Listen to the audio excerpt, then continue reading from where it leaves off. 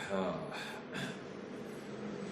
अनादिकाल से भटकता हुआ जीव संसार में अनंत अनंत ठोकरे खाता हुआ ये जीव आज जिनवानी के शांत स्थली पर पहुंचा है।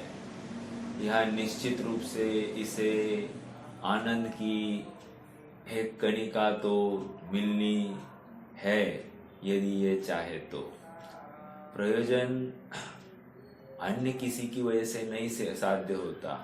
प्रयोजन अपने उपादान की तैयारी से साध्य होता है। जो जिसका जिसका उपादान समर्थ है, अर्थात जिसको प्राप्ति की धगज है, वो सच्चे सुख को प्राप्त करता ही करता है।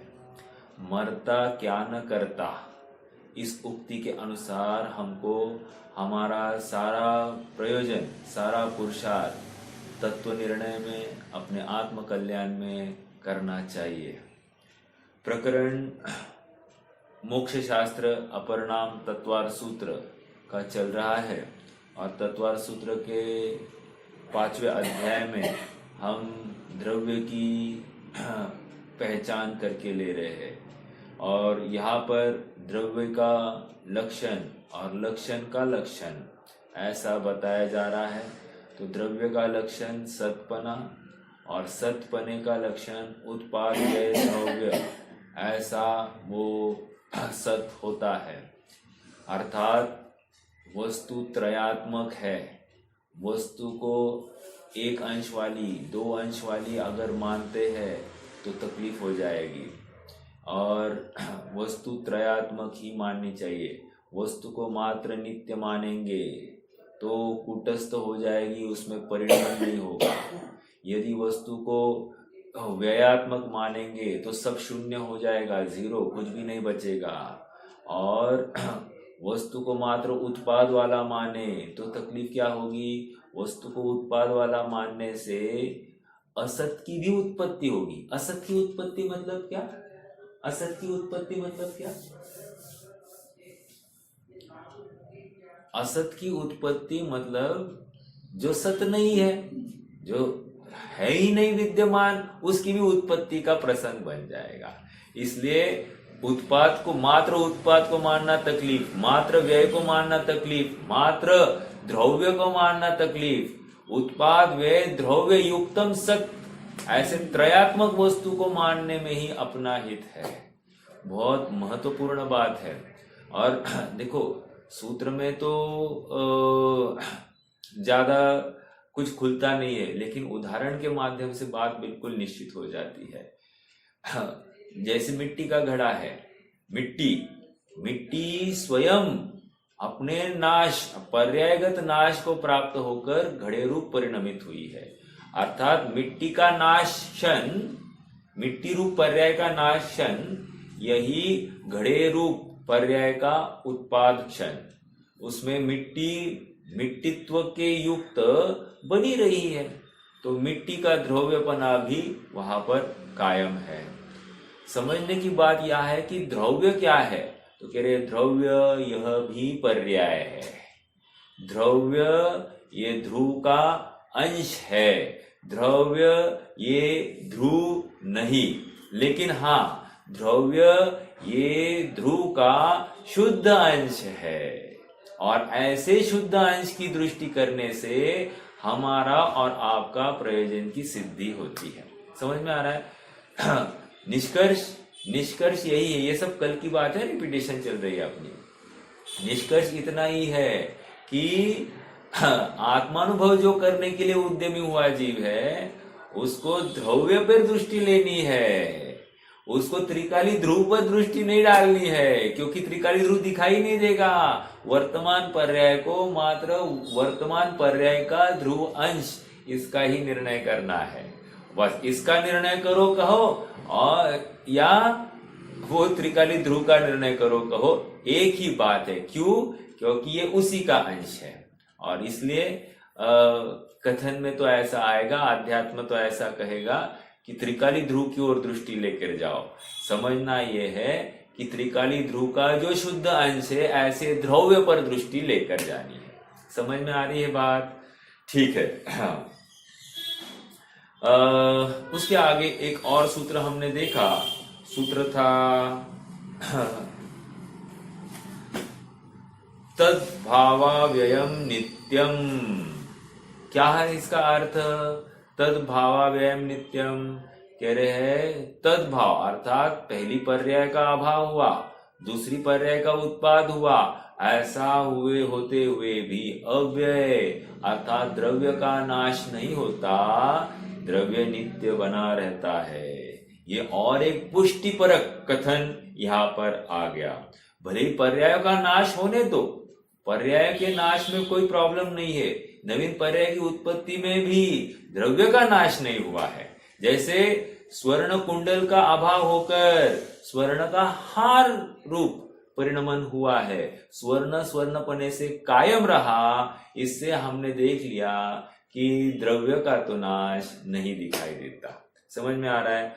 तद्भावाव्ययम नित्यम, जो वस्तु पहले समय में थी वह दूसरे समय में भी रही, यह तद्भाव है। और ऐसा होते हुए भी वस्तु नित्य है, अविनाशी है, ये भी बात हमने देखी।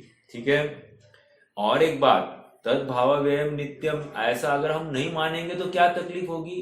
कह रहे तकलीफ ये होगी कि हमको हमारा भूतकाल का याद ही नहीं आएगा। वस्तु को हमको ये जितना भी पुराना सब याद रिकॉल कर रहे हैं, कल हमने क्या किया, परसों हमने क्या किया, 5 साल पहले, 10 साल पहले, अरे लाख वर्ष पहले भी जो कुछ किया है, ये किसके बेसिस पर हम याद कर रहे हैं? कह रहे वस्तु का जो भूतकाल का स्मरण होना है, ये उसकी नित्यता के कारण है।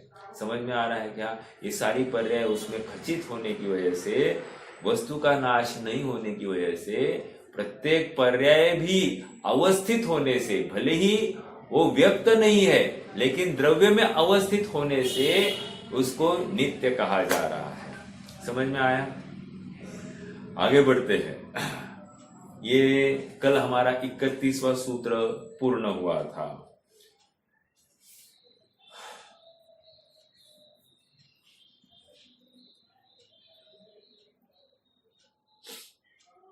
अब शिष्य का प्रश्न खड़ा हुआ है, वो पूछ रहा है वस्तु को आप कभी नित्य भी कह रहे हो, कभी अनित्य भी कह रहे हो, दोनों परस्पर विरुद्ध दिखाई दे रहे हैं। अभी आप कह रहे हो कि उत्पाद भी है, व्यय भी है, वस्तु का उत्पाद भी हो रहा है, वस्तु का व्यय भी हो रहा है। अरे ये दो बातें एक साथ कैसे कह रहे हो आप? हमको तो ये समझ में नहीं आ रहा है। एक समय में एक होनी चाहिए, या तो उत्पाद हो या तो व्यय हो। आप दोनों को एक समय में होना कैसे कहते हो? हमको ये मान्य नहीं है। तो आचार्य देव आगे बढ़कर एक सूत्र दे रहे हैं। सूत्र अपन पढ़ते हैं। अर्पितानर्पित सिद्धे, अर्पितानर्पित सिद्धे। क्या है? अर्पित और अनर्पित से सिद्धि होती है। क्या समझ में आया? अर्पित और अनर्पित से सिद्धि। अर्पित किसी लड़के का नाम, अनर्पित और किसी का नाम होगा, ऐसा नहीं। अर्पित का अर्थ बताएगा कोई? अर्पित मतलब क्या?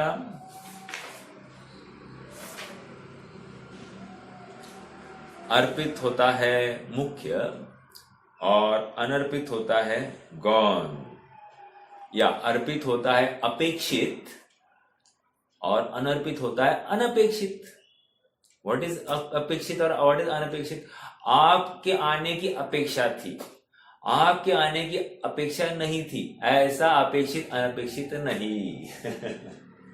अपेक्षित और अनपेक्षित मतलब हमको जिसकी विवक्षा हाईलाइट करनी है उसको हम अपेक्षित कहते हैं। 21 मोस्ट लाइकली अपेक्षित, ऐसा भी नहीं।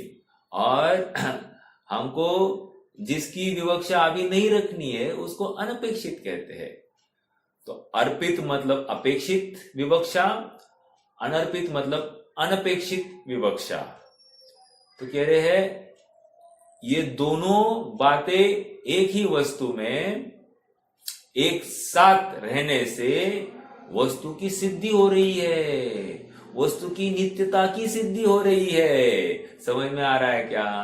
और ऐसी मुख्य गौण व्यवस्था क्यों है? क्योंकि वस्तु ऐसे अनंत धर्मों से युक्त है, परस्पर विरुद्ध अनंत धर्मों से युक्त ये वस्तु होने की वजह से हम ऐसा कथन कर सकते हैं, क्योंकि वस्तु ही वैसी है। समझ में आ रहा है? और थोड़ा सा मैं आपको ना एक अच्छी बात समझाता हूं। अर्पित अनर्पित सिद्धे का मैथ्स में कैसे उपयोग हुआ है, मेरा एक प्रश्न है। कौन जवाब देता है देखते हैं। x² is equals to 16। क्या कहा? x² is equals to 16। x की वैल्यू कितनी?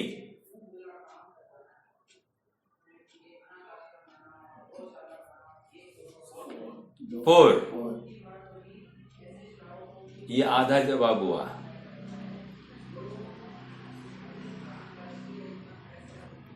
और कोई प्रयास करेगा? हम मैथ्स करके भी काफी दिन हुए हैं, मैं जानता हूं लेकिन ये बेसिक्स है।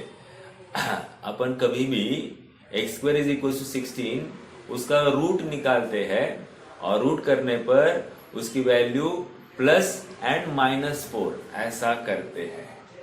कितने जनों को याद है? प्लस एंड -4, प्लस 4 4 जा 16 एंड -4 इंटू -4 इज ऑल्सो 16। तो यहां से परस्पर विरुद्ध दो धर्म यहां पर घटित हो रहे हैं। ये अर्पित अनर्पित के माध्यम से मैथ्स ने ये सिद्धांत कर दिया। क्या किया? अर्पित अनर्पित सिद्धे के माध्यम से अपन ने ये देखा कि माइनस और प्लस एक साथ एक वस्तु में संभव है। ठीक है? ओके, अर्पित और अनर्पित क्या है ये थोड़ा सा विचार करते हैं। देखो, वस्तु में अनंत धर्म है, धर्म युगल है। धर्म तो अनंत है, लेकिन हर अनंत धर्म युगल जोड़े अपन ने 47 नयों के प्रकरण में वहां पर चर्चा थोड़ी बहुत की ही है। और उसमें से मैं 2-4 जोड़े आपके सामने रखता हूं, जैसे अस्तित्व नास्तित्व, ओके। दूसरा एकत्व अन्यत्व, है कि नहीं? 2 भावना है कि नहीं? 12 भावना में 2 भावना, एकत्व अन्यत्व। ठीक है? और क्या है? पर्यायत्व, सॉरी, सर्वगतत्व असर्वगतत्व। ठीक है? प्रदेशत्व अप्रदेशत्व, मूर्तिकत्व अमूर्तिकत्व, और सक्रियत्व अक्रियत्व। ऐसा भी है धर्म, सक्रियत्व और अक्रियत्व। सक्रियत्व धर्म से वस्तु कैसी है, और अक्रियत्व धर्म की वजह से वस्तु कैसी है? कोई बताएगा?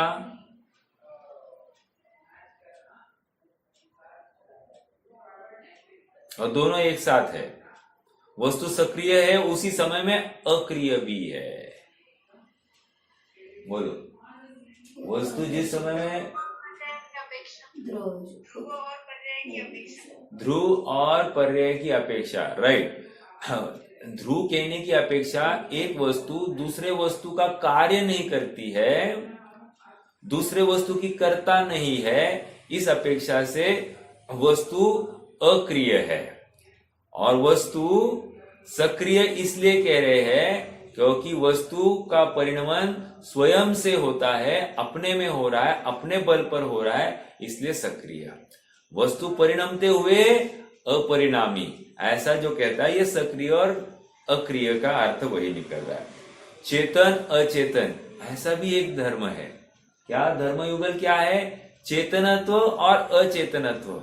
एक ही वस्तु में चेतनपना और अचेतनपना, ऐसा संभव है? अरे, चेतना गुण की तरफ से देखेंगे तो वस्तु चेतन है, राइट। और चेतना गुण को छोड़कर अन्य गुणों की तरफ से देखा, वस्तु अचेतन दिखाई देती है। ऐसा चेतनत्व और अचेतनत्व, और मूर्तिकत्व और अमूर्तिकत्व ऐसा भी है। वस्तु क्यों दिखाई दे रही है? मूर्तिकत्व या मूर्तिकत्व होने मतलब मूर्तिकत्व के साथ एक क्षेत्रावकाश संबंध करने की योग्यता, ये मूर्तिकत्व। और अमूर्तिकत्व, अमूर्तिकत्व आत्मा अमूर्ति, इतने मूर्तिक शरीर में रहता हुआ भी अमूर्तिक ही बना रहा, इसलिए अमूर्तिकत्व। समझ में आया? ऐसे परस्पर विरुद्ध धर्म युगल है, और कितने हैं? अनंत धर्म युगल है।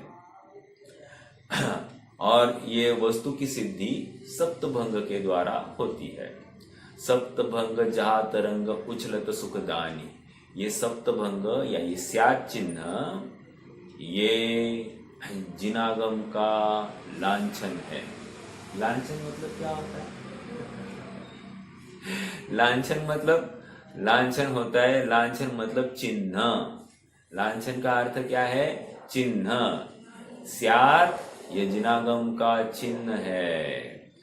हम स्यात् नहीं कहेंगे तो भी आपको स्यात् लगाना है। हम कहेंगे वस्तु नित्य ही है, तो आप समझोगे वस्तु स्वभाव अपेक्षा नाश नहीं होती है, इस अपेक्षा से उसमें कभी फर्क नहीं आता है उसके स्वभाव में, इस अपेक्षा वस्तु नित्य कही है। लेकिन प्रत्येक समय में उसका परिणमन हो रहा है, इस अपेक्षा अनित्य भी है।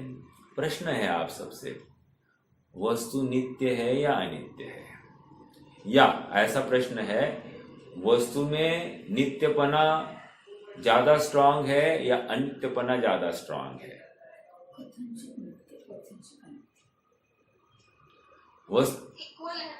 इक्वल है। यस, दोनों बराबरी से पड़े हैं। अब ये अगला प्रश्न, फिर वो प्रश्न नहीं, आंसर ही दे रहा हूं। वो तो वक्ता की मुख्यता, वक्ता किसको हाईलाइट करना चाहता है उसकी अपेक्षा से वस्तु वैसी दिखाई देती है। समझ में आ रहा है क्या?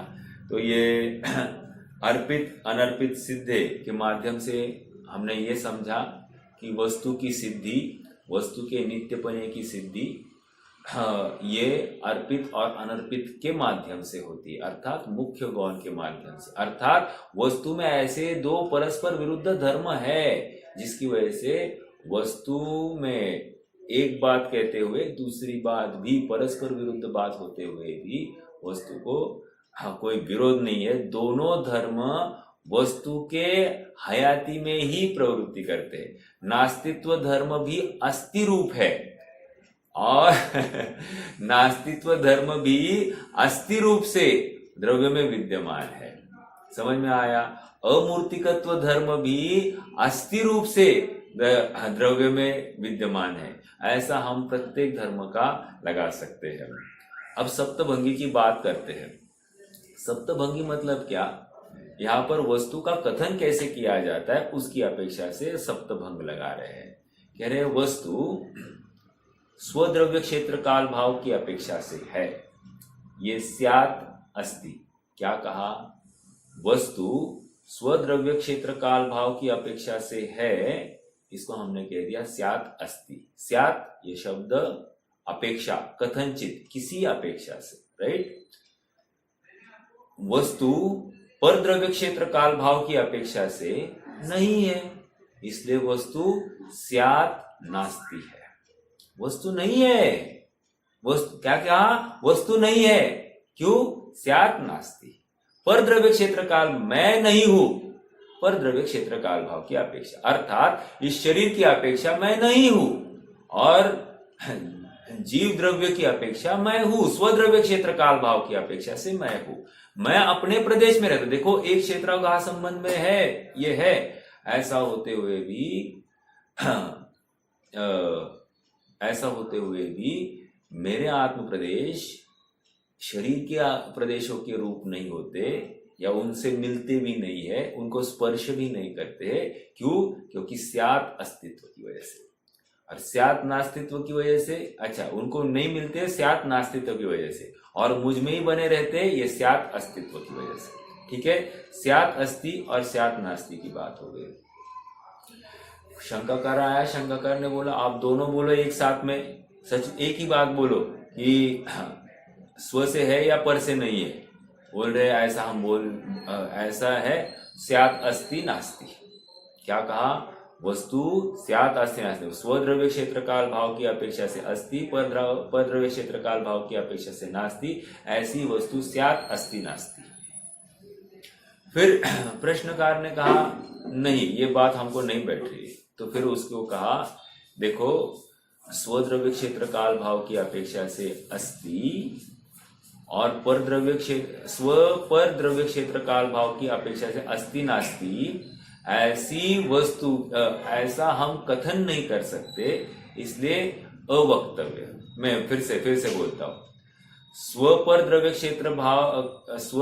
क्षेत्र काल भाव की अपेक्षा से अस्ति और परद्रव्य क्षेत्र काल भाव की अपेक्षा से नास्ति, ऐसा एक साथ नहीं कथन कर सकते, इसलिए स्यात् अवक्तव्य।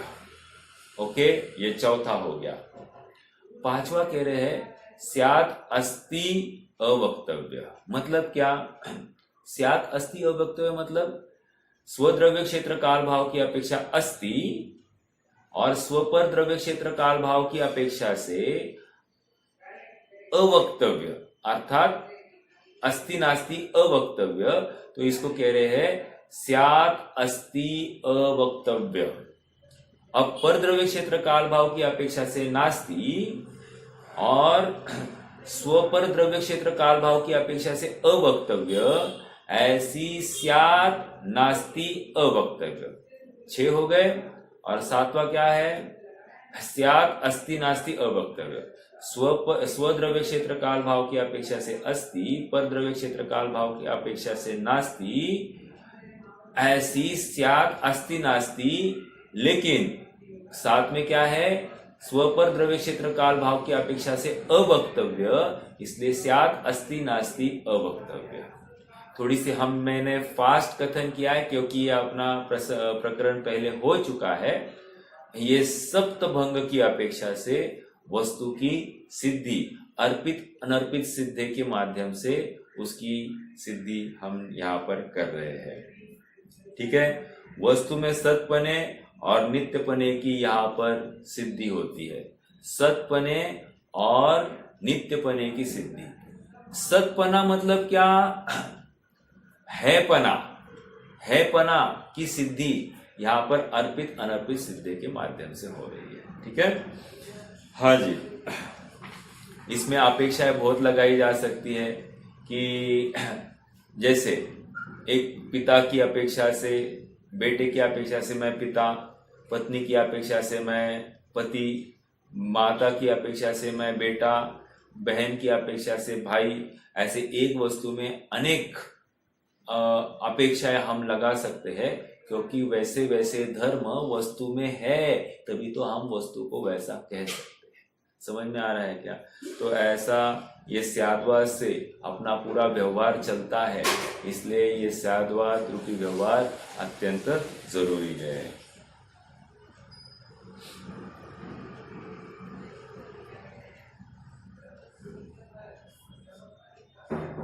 देखो,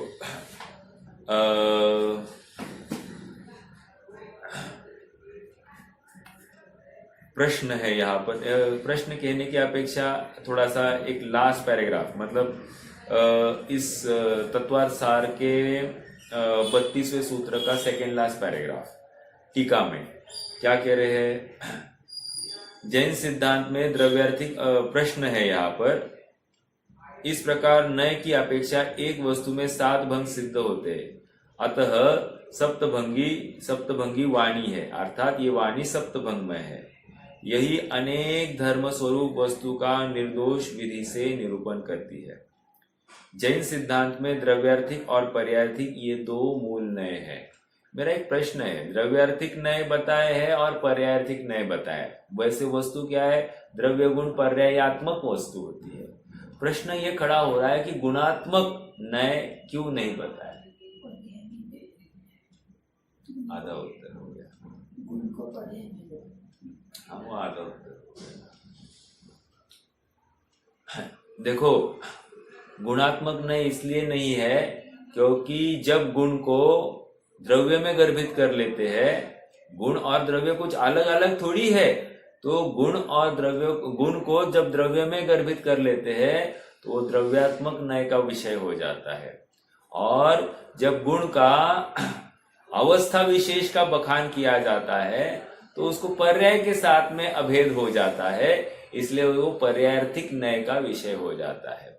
इसलिए गुणात्मक नय ऐसा जिनागम में नहीं मिलेगा। ठीक है, देखो यहां पर क्या कह रहे हैं, जैन सिद्धांत में द्रव्यार्थिक और पर्यायार्थिक ये दो मूल नय है। उनमें से जब पर्याय को गौण कर द्रव्य की मुख्यता पूर्वक द्रव्यार्थिक नय से निरूपण किया जाता है तब जीव न तो उत्पन्न होता है न मरता है, ऐसा कथन होता है। ओके, और जब द्रव्य को गौण कर पर्याय की मुख्यता पूर्वक पर्यायार्थिक नय से निरूपण किया जाता है तब जीव उत्पन्न होता है, जीव मरता है, ऐसा कथन होता है। जीव उत्पन्न होता है, जीव मरता है, ये व्यवहार लोक व्यवहार की अपेक्षा, और जीव उत्पन्न नहीं होता है, जीव मरता नहीं है, ये आत्मानुभव करने के लिए जीव की नित्यता त्रिकालपना देखने की अपेक्षा, अपना भय दूर करने की अपेक्षा, वो भी कथन जरूरी है। ठीक है, फिर कौन सा कथन है द्रव्य में, कह रहे दोनों बातें द्रव्य में एक साथ एक समय में विराजती है। ठीक है, और दोनों अपना अपना काम स्वतंत्रता से कर रहे हैं, एक दूसरे को बाधा पहुंचाए बिना। ठीक है, हाँ जी, ये बात तो हो गई। अब आगे बढ़ने से पहले मुझे थोड़ा सा पीछे चलना है। सूत्र क्रमांक 24, वहां पर शब्द बंध सूक्ष्म स्थौल्य संस्थान भेद तम छाया तपध्योनत वंतश्च, ये सूत्र चला। प्रश्न मेरा ये है कि शब्द ये क्या था, हमने वहां पर शब्द बंध सूक्ष्म स्थौल्य, ये क्या है एक्चुअली, ये द्रव्य है या गुण है या पर्याय है?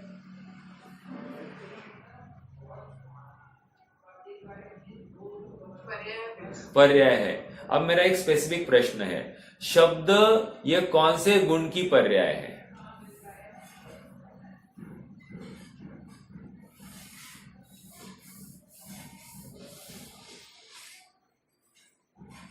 देखो उसके पहले के सूत्र में आचार्य देव ने क्या किया, स्पर्श रस गंध वर्ण वंत पुद्गला। स्पर्श इंद्रिया को लिया, रसना इंद्रिय को लिया, घ्राण इंद्रिय को लिया और चक्षु इंद्रिय को लिया, तो पांचवी इंद्रिया का बखान नहीं किया। और उसका विषय क्या है, वो भी पुद्गल होना चाहिए, कर्णेंद्रिय का विषय भी पुद्गल होना चाहिए। तो इमीडिएटली अगले सूत्र में उन्होंने सबसे पहले शब्द को लिखा है, ये इसीलिए क्योंकि ये कर्णेंद्रिय का विषय भी बताना है उनको। हाँ, अब बताइए शब्द ये कौन से गुण की पर्याय है?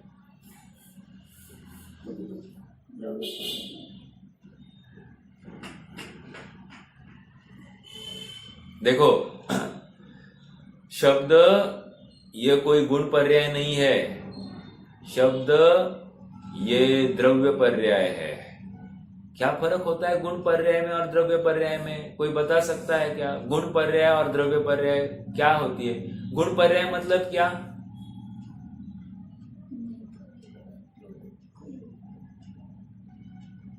गुण पर्याय मतलब अर्थ पर्याय, और द्रव्य पर्याय मतलब अखंड द्रव्य की पर्याय, व्यंजन पर्याय जो होती है ना, उसको द्रव्य पर्याय कहते हैं। वैसे ही ये शब्द भी जो है ये भी द्रव्य पर्याय है, समझना इस बात को।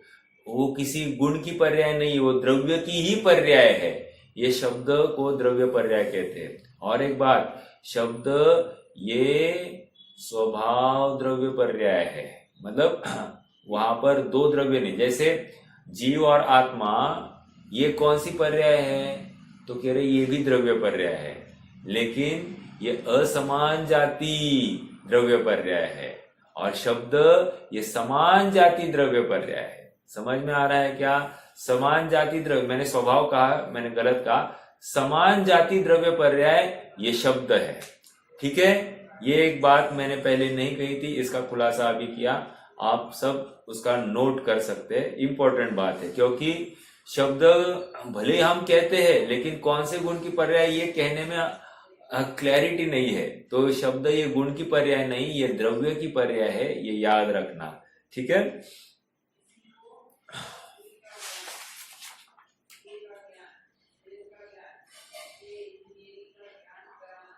आगे बढ़े।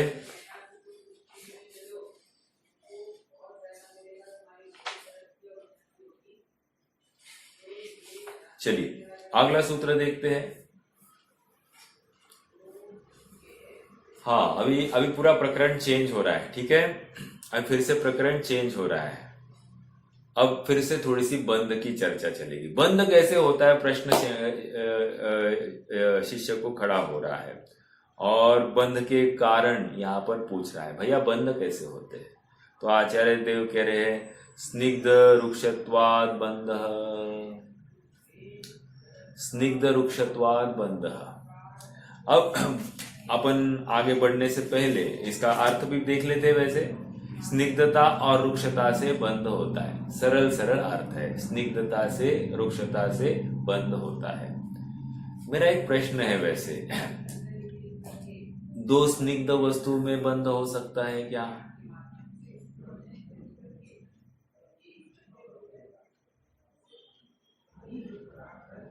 सूत्र क्या है? स्निग्धत्वात् रुक्षत्वात् बंधः। स्निग्धता और रुक्षता के कारण या उससे बंध होता है। प्रश्न ये है, मात्र स्निग्धता दो द्रव्यों में हो, अर्थात पुद्गल द्रव्य की बात चल रही है, दो परमाणु में हो तो बंध हो सकता है कि नहीं बंध हो सकता। एक मात्र रुक्षता हो तो बंद हो सकता है कि नहीं हो सकता है, ये दो। और स्निग्ध रुक्षता से युक्त ही बंद होता है, ऐसा आपको क्या लगता है? एक समाधान आ गया है, स्निग्ध और रुक्ष हो तो ही बंद कहेंगे, एक तो जवाब आ गया है। और कोई बताएगा?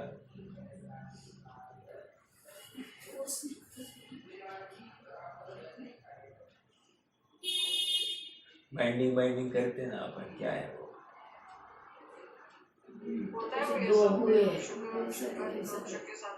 हाँ, रुक्ष का रुक्ष के साथ भी होता है, स्निग्ध का स्निग्ध के साथ भी होता है, और स्निग्ध और बंध दोनों से भी बंध होता है। अर्थात तीनों पॉसिबिलिटीज है, ऐसा आपका कहना है, राइट?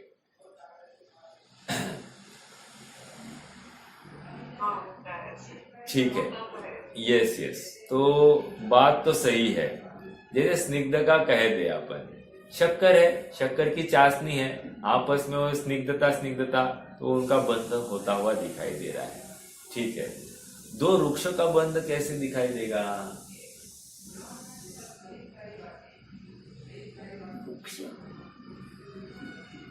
दो वृक्ष कोरडे कस गए। अरे वो जो रेती है, रेती का दो टुकड़ा करो, फिर से जुड़ता है क्या? नहीं जुड़ता। अर्थात वो वृक्ष थे, तुम्हें उनका बंध दिखाई दिया, अपने को समझ में आया। तो दो वृक्ष का भी बंध होता है, ओके। और क्या है? स्निग्ध और वृक्ष दोनों का बंध, तो ये तो कोई भी कहता है कि स्निग्ध और वृक्ष का बंध होता है। तो तीनों प्रकार का बंध संभव है। एक बात देखो, एक अगले सूत्र की भी थोड़ी बहुत बात करूंगा इसमें। एक विद्वान हुए हैं, साइंटिस्ट हुए हैं, ठीक है, और वो कहते मतलब उन्होंने ऐसी सिद्धि की थी, उन्होंने गोल्ड और मर्क्यूरी इन दोनों का एक कंपाउंड बनाना चाहा, ठीक है। कंपाउंड मॉलिक्यूल कहो या कंपाउंड बनाना का, तो उन्होंने क्या किया, गर्म किया गोल्ड को और मर्क्यूरी को, और उनका टेम्परेचर बढ़ाते गए।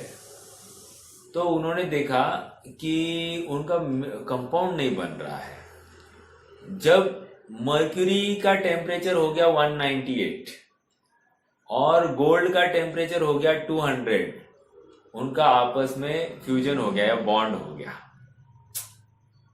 तो समझ में आ रहा है कि बॉन्ड हो जाता है एक विशिष्ट टेम्परेचर, और वहां पर टेम्परेचर का डिफरेंस क्या था दोनों के? 2 डिग्री, 2 पॉइंट्स, 2 यूनिट्स का डिफरेंस था, ऐसा हमको दिखाई दिया। मतलब वो प्रैक्टिकल किया है। कहने की बात आगे सूत्र आने वाला है, क्या? द्विअधिक गुणानाम तु, ये बंध जो है द्विअधिक गुणानाम तु, दो परमाणुओं का बंध करना है, तो उनमें जो अविभाज्य प्रतिच्छेद है उनका डिफरेंस 2 गुणों से अधिक चाहिए। तो ये जो टेम्परेचर वाइज डिफरेंस था, ये 2 डिग्रीज का जो था उसको लेकर बंध ऐसा आज के विज्ञान ने सिद्ध किया। मतलब हम जो कह रहे हैं, जो आचार्यों ने अनंत, मतलब क्या है, ये तो जिनागम की बात तो वस्तु स्वरूप को देखकर है, और केवली भगवान ने तो ये सब प्रत्यक्ष देखा है वो, और परवर्ती आचार्यों ने उसका वैसा ही लिखान किया है। इसकी बातें आज विज्ञान के माध्यम से सिद्ध होती हुई भी दिखाई दे रही है। तो क्या हो गया? द्विअधिक गुणानाम तु, मैं तो यहाँ पर हूँ स्निग्ध रुक्षत्वाद बंध।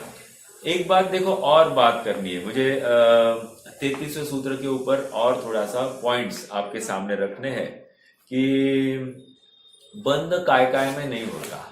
देखो, जैसे जीव, धर्म, अधर्म, आकाश, काल, इन 5 द्रव्यों का आपस में बंध नहीं होता। एक बात, ठीक है? कोई इसमें दिक्कत? कोई दिक्कत नहीं, सरल बात है। दूसरा पॉइंट क्या है?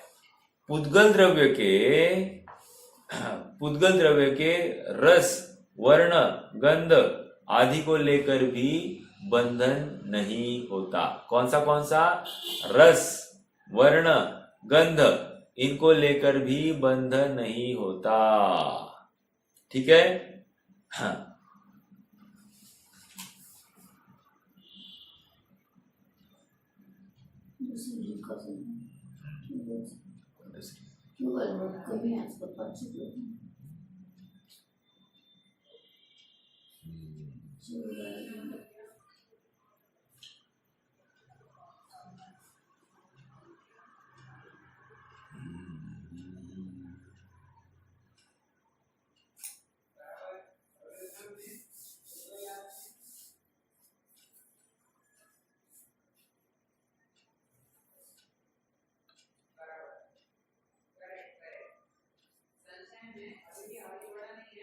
देखो, क्या कहा था मैंने? परमाणु के बंधन का क्राइटेरिया चल रहा है। हाँ, परमाणु का बंधन मतलब कह रहे 2 परमाणु का मिलकर एक द्विअणुक स्कंद बन सकता है, 3 परमाणु का मिलकर त्रिअणुक, 4, 5, 6 संख्यात, असंख्यात, अनंत, ऐसे अनंत परमाणु का भी स्कंद हो सकता है। ठीक है? हाँ, और ये स्कंद कैसे होता है? पहले भी हमने देखा था, भेद से, संघात से, भेद, संघात, भेद, सभी अपेक्षाएं वहां पर घटित होती है।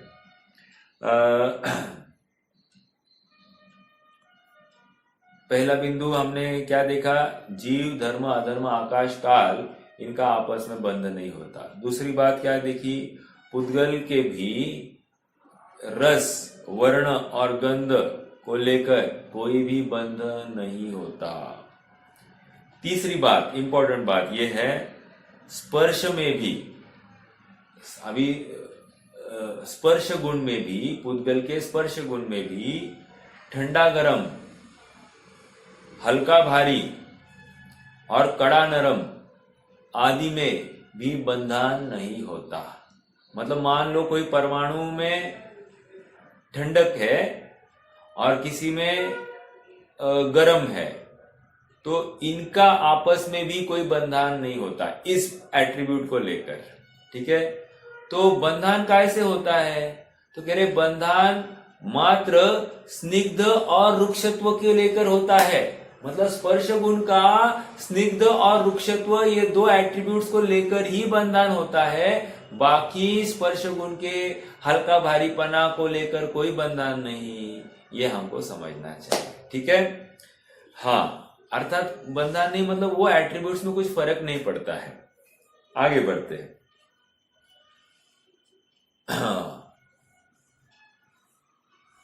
अगला सूत्र अब देखना है। अगला सूत्र क्या है? न जघन्य, 34वां सूत्र, न जघन्य गुणानाम। न मतलब नहीं, क्या नहीं? बंधन नहीं। ऊपर के सूत्र से आप अनुवृत्ति कर लेना, बंधन नहीं होता। क्यों? किससे? कह रहे जघन्य गुणानाम, जघन्य गुण वाले परमाणुओं से बंधन नहीं होता। बात नहीं समझ में आई। गुण मतलब क्या? गुण मतलब द्रव्य गुण पर्याय वाला गुण नहीं, ठीक है? द्रव्य मतलब एग्जाम में कितने मार्क्स, सॉरी, गुण मतलब कितने एग्जाम में मार्क्स मिले, वो वाला गुण भी नहीं। यहाँ गुण का अर्थ क्या लेंगे? गुण का अर्थ अविभाग प्रतिच्छेद वाले यूनिट्स। क्या कहा? अविभाग प्रतिच्छेद वाले यूनिट्स को यहाँ पर गुण कहना है। अब कह रहे दो अविभाग प्रतिच्छेद का अंतर होगा तभी जाकर बंध होगा, ठीक है? नहीं तो नहीं होगा। अगर जघन्य है, जघन्य अविभाग प्रतिच्छेद मतलब 1, एक का डिफरेंस होगा तो बंधन नहीं होगा। न जघन्य गुणानाम, एक बात तो ये हो गई। दूसरी बात क्या कह रहे हैं? जिसका अविभाग प्रतिच्छेद जघन्य है उसका बंधन नहीं होता। जिसका अविभाग प्रतिच्छेद जघन्य है उसका बंध नहीं होता। अर्थात कौन सा परमाणु बंध को प्राप्त होता है और कौन सा परमाणु बंध को नहीं प्राप्त होता, तो उसका समाधान यहाँ पर है। जिस परमाणु का अविभाग प्रतिच्छेद जघन्य है वो बंध को नहीं प्राप्त हो सकता, और जिस परमाणु का अविभाग प्रतिच्छेद जघन्य से ऊपर आ गया है वो बंध को प्राप्त हो सकता है, ठीक है? और इसलिए ये जीव में भी ये जघन्य गुणानाम मतलब न जघन्य गुणानाम को लेकर बंधन नहीं होता है। जैसे सूक्ष्म सांप्राय गुणस्थान, वहां पर सूक्ष्म लोभ है। सूक्ष्म लोभ कैसा है? जघन्य है, अर्थात उसका अविभाग प्रतिच्छेद जघन्य है। इसकी वजह से क्या हो रहा है?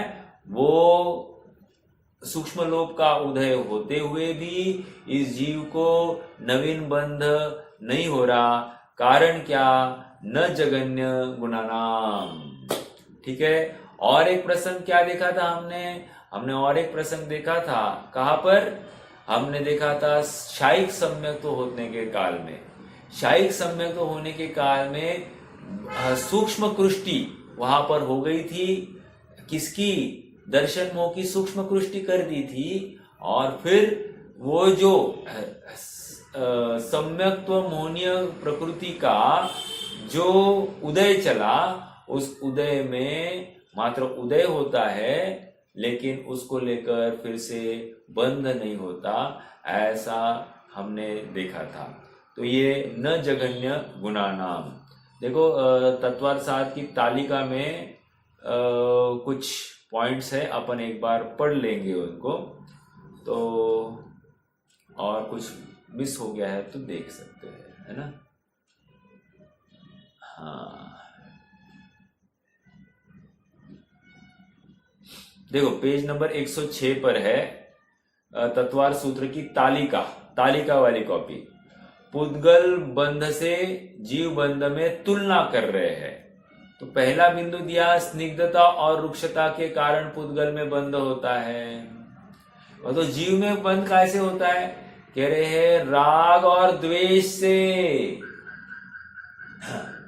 इष्टोपदेश का 12वां छंद है, राग द्वेष द्वयी दीर्घ नेत्राकर्षण कर्मणा।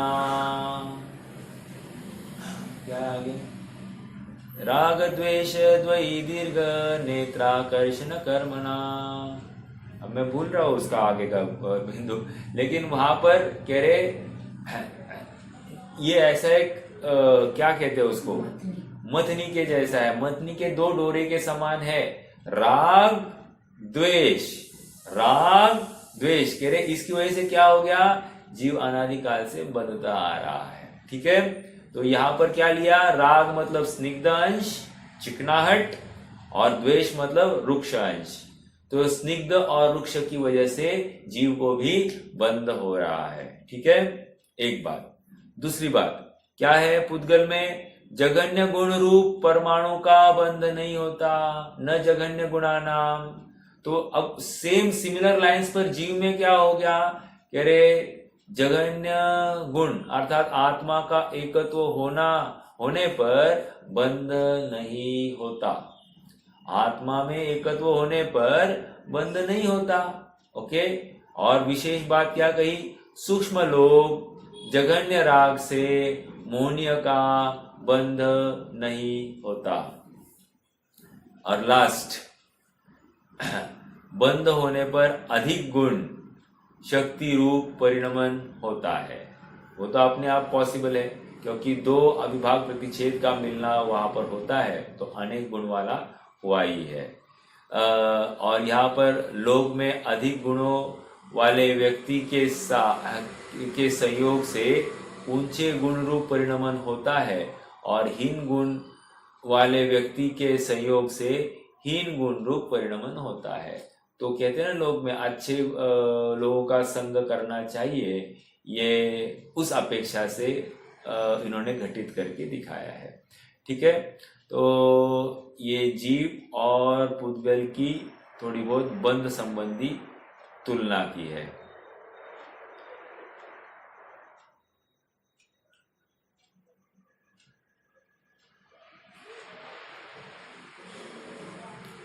हाँ जी,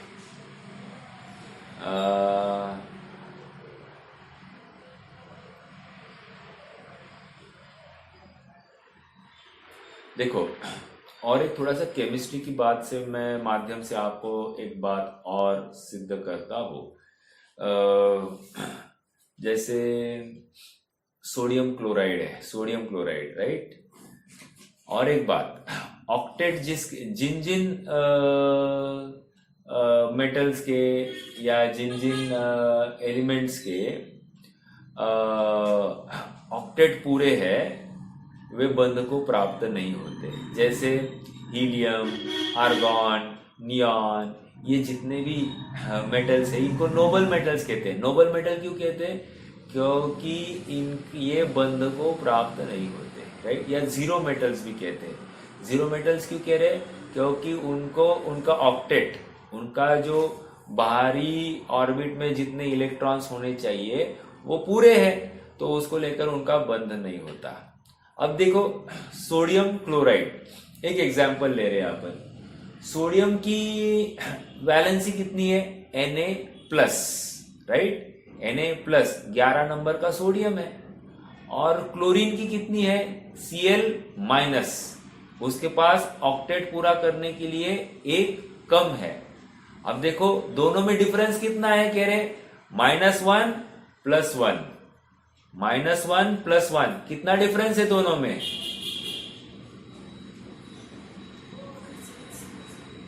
-1 और +1 में अंतर कितना है, कोई बताएगा, 2। तो आ रहा है क्या अपना द्विअधिक गुणा नाम तू, यहां पर 2 का डिफरेंस से बराबर बंध होता हुआ दिखाई दे रहा है। एग्जाम्पल है ये आपको, मतलब आज का केमिस्ट्री, आज का साइंस भी इस बात को स्वीकार कर रहा है। वैसे आपको बताओ, एटम किसको कहते हैं, एटम ये ना एक्चुअली एक लैटिन वर्ड है, लैटिन वर्ड, ठीक है। और एटम की संधि करते ए अधिक टम, तो ए मतलब नहीं, टम मतलब क्या, डिविजिबल। सो नॉट डिविजिबल वस्तु को एटम कहते हैं। समझ में आ रहा है, ये लैटिन वर्ड है, आप डिक्शनरी में भी ढूंढ सकते हैं। तो ये एक बात हो गई। अपन उस सूत्र को भी देख लेते हैं। न जघन्य गुणानाम हो गया, और गुण साम्य नहीं, अपन ने द्विअधिक गुणानाम, तो 36वां सूत्र अपन ने देखा। 36वां सूत्र क्या था, 2 अधिक आदि गुणों वालों का बंध होता है। अब देखो, एक बात और समझना, 2 और दो से अधिक चाहिए। मान लो कोई रुक्ष परमाणु है जिसका अविभाज्य प्रतिच्छेद 9 है, और कोई स्निग्ध परमाणु है, परमाणु नहीं कह सकते, चलो कह दो, उसका अविभाज्य प्रतिच्छेद 11 है, तो इनका आपस में बंध हो गया। ठीक है, बंध होने पर अब ये कौन से धातु का स्कंद होगा? स्निग्ध जाति का स्कंद होगा या रुक्ष जाति का स्कंद होगा? स्निग्ध का अविभाज्य प्रतिच्छेद था 9 और रुक्ष का अविभाज्य प्रतिच्छेद था 11, तो ये कौन से जाति का स्कंद होगा? स्निग्ध या रुक्ष?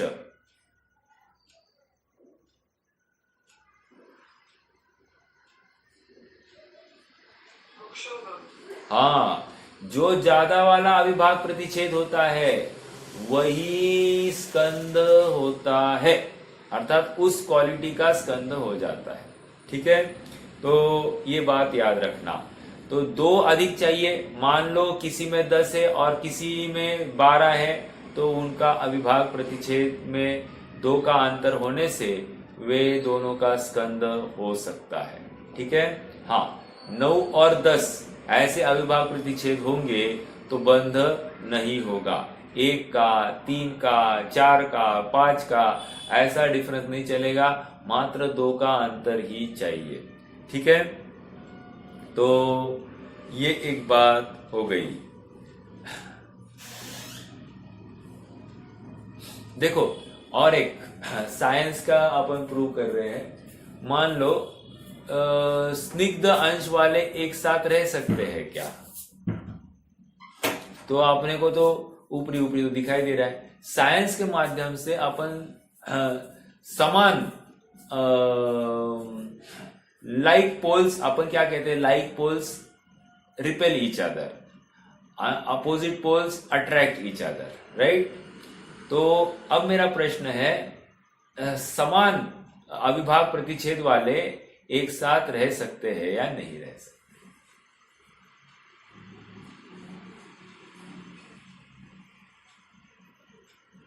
देखो, जैसे आप सबको पता होगा, एक एटम में क्या होता है?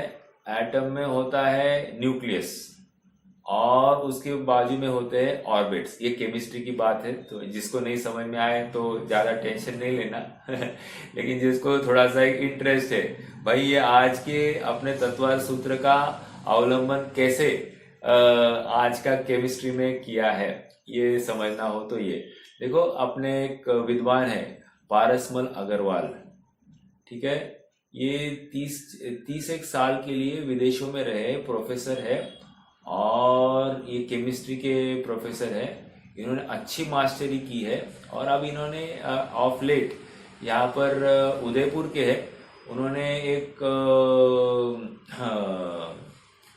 कुंद कुंद स्वामी के ऊपर उन्होंने थोड़ा सा अभ्यास किया और उनके अभ्यास में ये तुलनात्मक स्टडी केमिस्ट्री के साथ में उन्होंने वो अभ्यास का कोरिलेशन करके वो एक किताब लिखी है, सोल साइंस।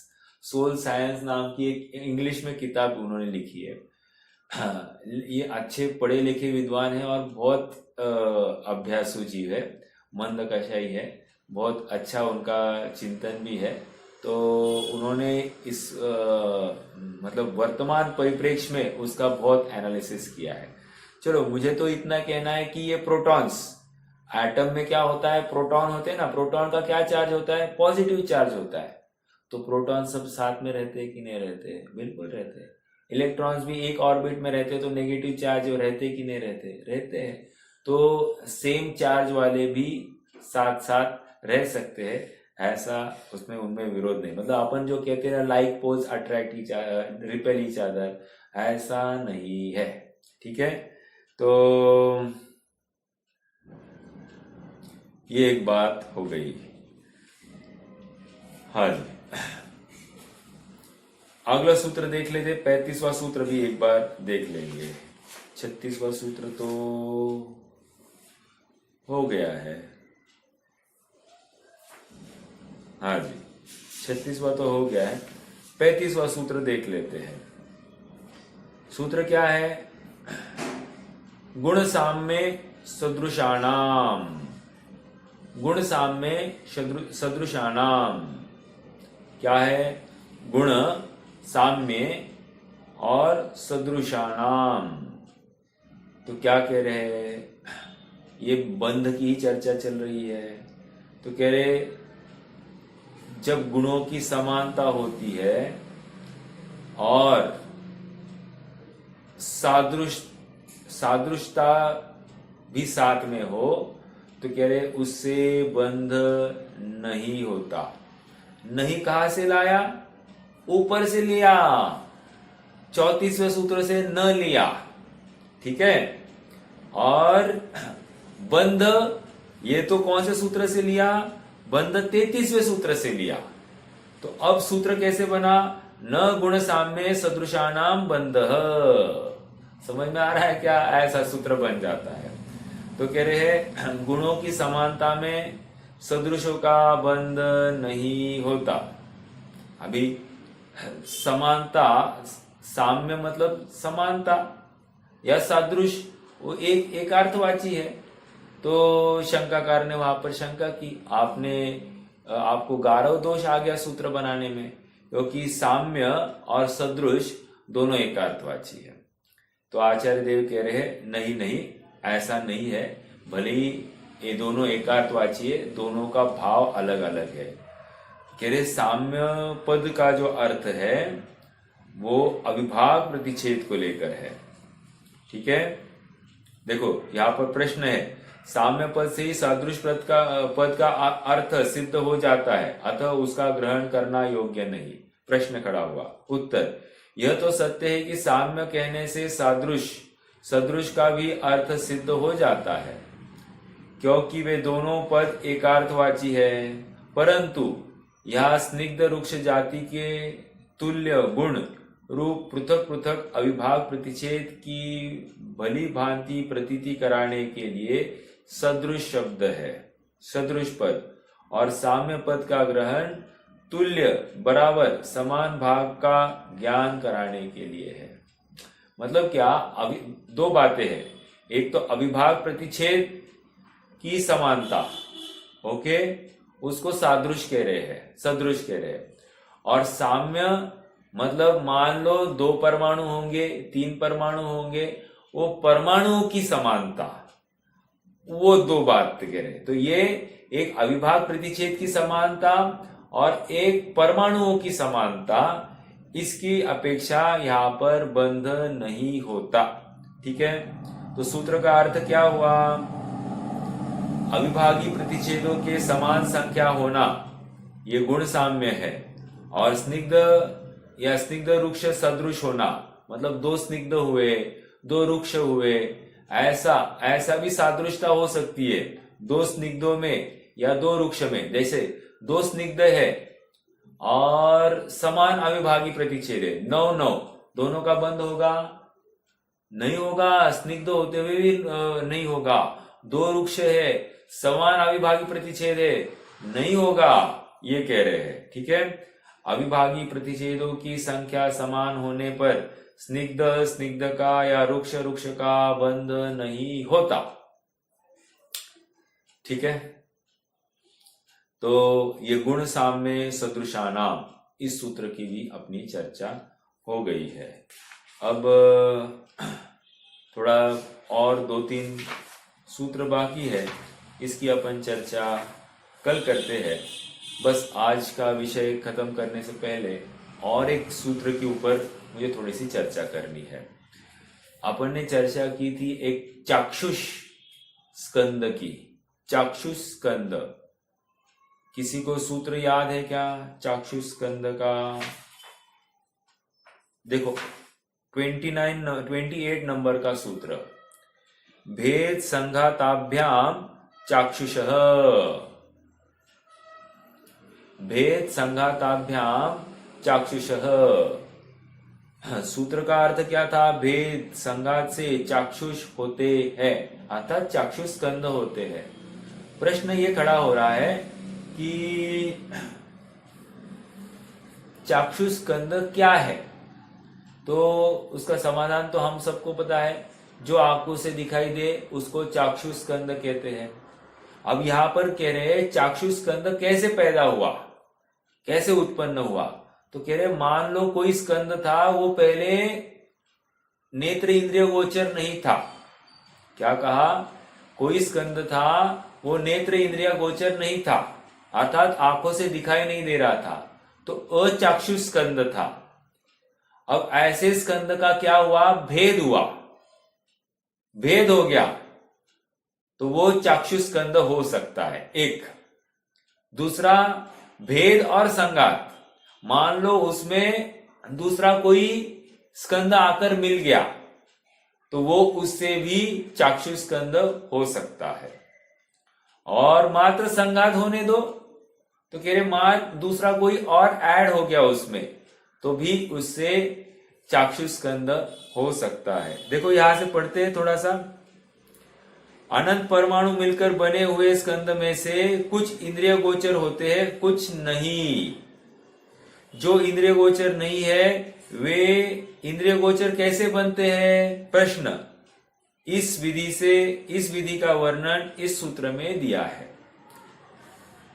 भेद होने पर भी सूक्ष्म स्कंद का सूक्ष्मपना नष्ट नहीं होता। अच्छा, भेद से सूक्ष्मपना घटा नहीं, हुआ नहीं, अतः वे दृष्टिगोचर नहीं होते, अचाक्षुष ही रहते हैं।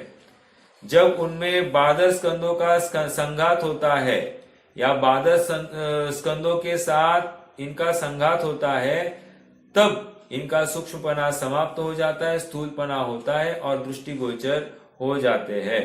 अतः संघात से और भेद संघात से, इन दो अपेक्षा से इनका चाक्षुषपना घटित होता है। ठीक है, तो भेद से नहीं होता है, भेद संघात से और संघात से, इन दो अपेक्षा से चाक्षुष स्कंद तैयार हो जाता है। ठीक है, तो एक बात ये भी थोड़ी सी चर्चा में लेनी थी जो अपनी चर्चा में नहीं आई थी। हाँ जी, थोड़ा सा रिवाइज करते रहे। प्रकरण बहुत ही क्लिष्ट भी है, एक बार सुनने से समझने से थोड़ा सा कठिनता ज्यादा भासित होती है,